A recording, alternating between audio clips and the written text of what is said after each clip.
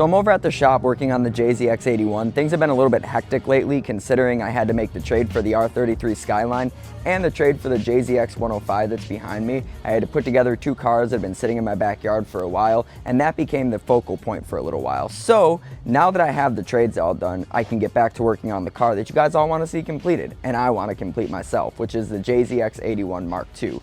Today I'm working on the side skirts and I'm finishing up the passenger side skirt because, as some of you guys know, these side skirts were too short to fit on the car given the modifications to it, so I had to extend them. And the driver's side is pretty much done. I have a little bit more tweaking to do, and the passenger side is what's getting my focus right now because this section right here was completely snapped off, so I had to rebuild it yesterday. And once I rebuilt it and got it shaped in adequately, I realized that the thickness of this fairing right here isn't the same as the fender arch like it is on the driver's side. So I went ahead and took some fiberglass sheets here and I laid them in and I rolled them over themselves so I could create like this tubular shape that I can then shave off the back of and recreate the shape that I'm going for and then fill on top of it. So today's goal is to keep working on this side skirt, and then hopefully I can hop on to the front bumper and the back bumper over the weekend and get this kit wrapped up, because really I'm having to put more time and more effort into this kit than I had to do with pretty much any of the rest of the car due to how poor it is. And it is a Dapex kit, which is known to be one of the better ones you can get for this car, but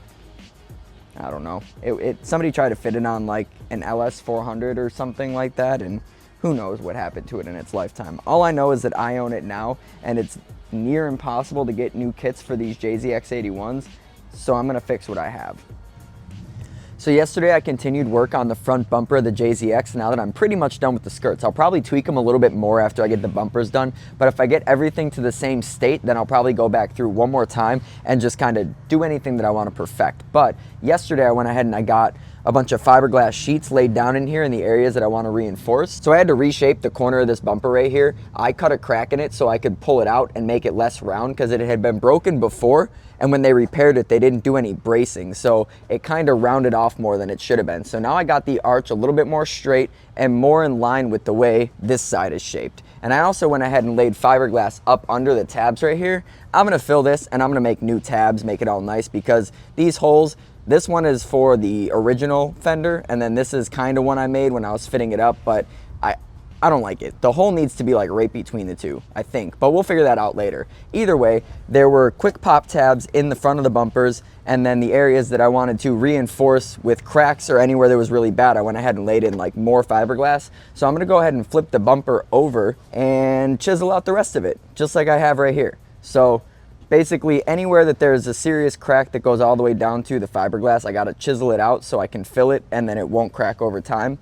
Stuff that's a little bit less severe like this, I'm not exactly sure what I'm supposed to do with, because like my OCD would tell me to just chisel it out, but there's no physical cracks, and when I put like guide coat on it, it doesn't get in those cracks, so I'm not really sure what to do there. But in an area like this where they start to get worse, I'll probably chisel out all this, you know, and fix that. But it's really dependent on what the guide coat gets into, because that tells me where it's actually split, you know, and then I have to cure, because at the end of the day, you're gonna get air and moisture trapped in there, and then it's gonna pull through the paint, so I'm not gonna risk that.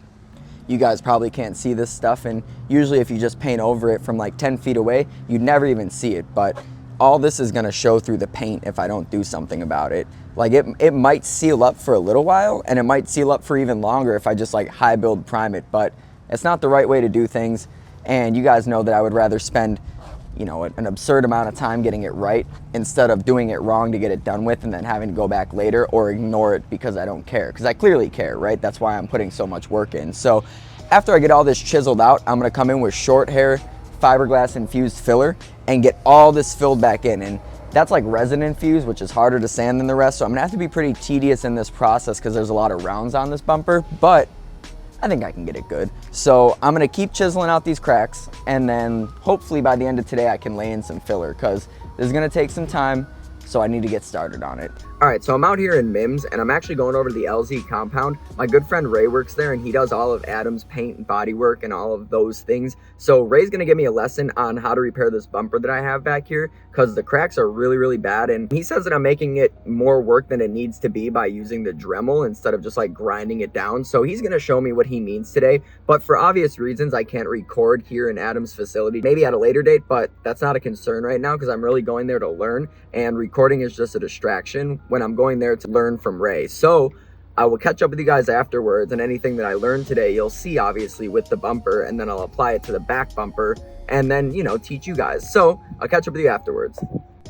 All right, so while I was out there, Ray showed me how to use a file. I've never used one of these before. Obviously, I didn't go to school for bodywork and auto body stuff, so like I wouldn't know to use something like this. And honestly, the only time I've ever seen somebody using something like this is when they're doing like lead work on older cars, so I didn't really ever think to use it on fiberglass, right? So I basically learned a new process where I can load up the filler on the bumper, the Duraglass, and then shave it down with this when it starts to tack up, and you can really cut a lot of time out of chiseling the cracks in areas where there's just too many to do individually. So today we're gonna attack the bumper and see if we can get it all knocked out with this new process. I'd like to try to get it like, at least 50% of the way. If I could get a coat of primer on it or a couple coats of primer on it by the end of the day, that would be ideal. But we're just gonna get to it and see how far we can get.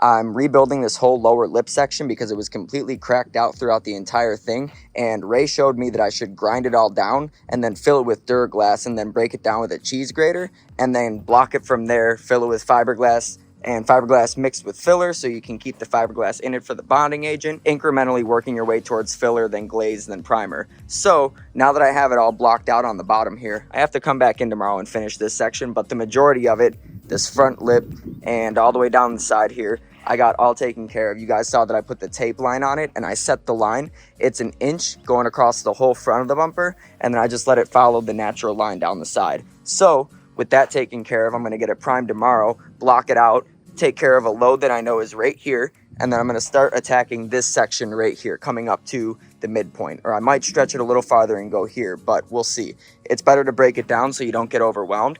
And doing something like this, you definitely don't want to get overwhelmed, and you don't want to take it all on at once or you'll never get it done. So I'll catch up with y'all tomorrow.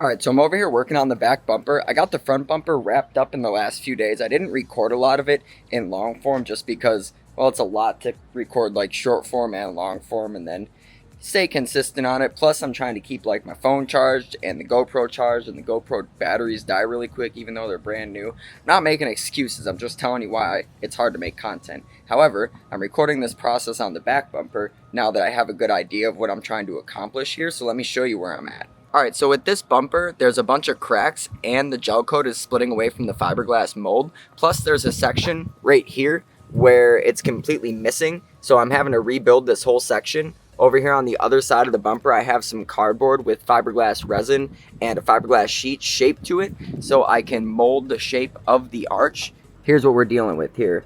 The old arch was, lined up with this area right here, and with the piece of cardboard on it, pulled quite a bit out. So I'm gonna go ahead and reinforce that and start getting it shaped properly. Here's the front bumper. It's looking pretty good. I need to block it out one more time, and then I'm gonna end up priming it with the 2K that matches the same color as the back door, because that's the 2K that I use to paint over when I reduce it down into sealer. And if I use this darker gray, then the color's not gonna quite come out the same. So after I block that, I'm gonna do one more coat of primer, and then I might even see if I can get the sealer in the same color as the 2K primer. It just depends on if Matrix makes it or not, so we'll look into that. So I went ahead and molded the bumper to the shape of the fender. I have to do a little bit more work in this area right here, but for the bumper, I'm very happy with that because it matches the complete arch and swoops down into the rest of the body lines. As a lot of you guys know, one of the main things I did to this car was weld on metal arches, and there's no body kit that's gonna come molded for the metal arches. So that's one of the things I have to do whether I buy a new kit or not. So with the lead time on kits being like 7 to 14 months, and then most of them coming from Russia,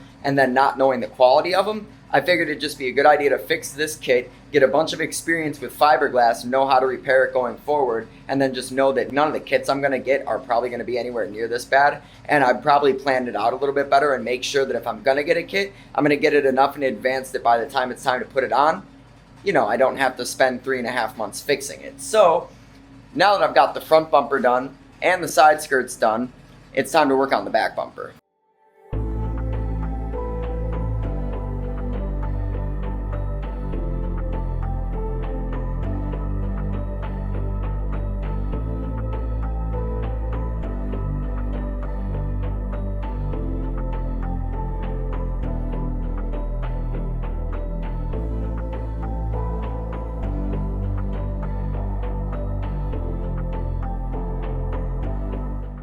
One of the first modifications I'm doing to this back bumper is I cut right here equally on both sides so I could pull the bumper in, because previously you could move it and there was a huge gap on each side and it wasn't fitting the right way. So this is a temporary patch right here. It was easier to patch it from the outside on the car to get the shape I need, and then it's all hard now, but I'm gonna go home. But tomorrow I'm gonna come in here and reinforce it from the inside, then shave all that back for the crack repair anyway. So that's just a temporary hold while I get it shaped in properly. I also have to rebuild the arch on this bumper right here. So I already got a piece of cardboard shaped to the angle that I'm trying to achieve, and I'm building up this fiberglass corner right here. As you can see, I already marked out where the flare is supposed to be, but I have a bunch of work inside here getting it to round up to the flare. So I need to stack fiberglass sheets in here and then get the shape that I'm actually going for. But this is a good start.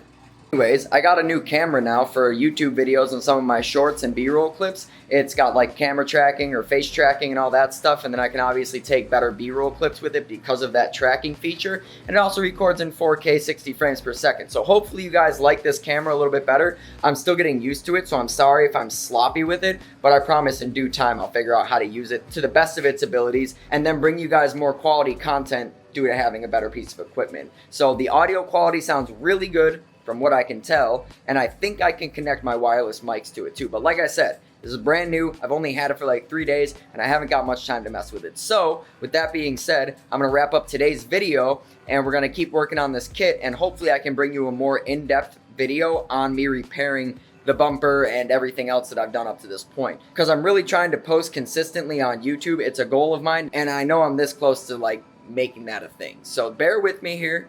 We're working on it, but the new camera should help. Y'all have a fantastic night, and we'll see you in the next video.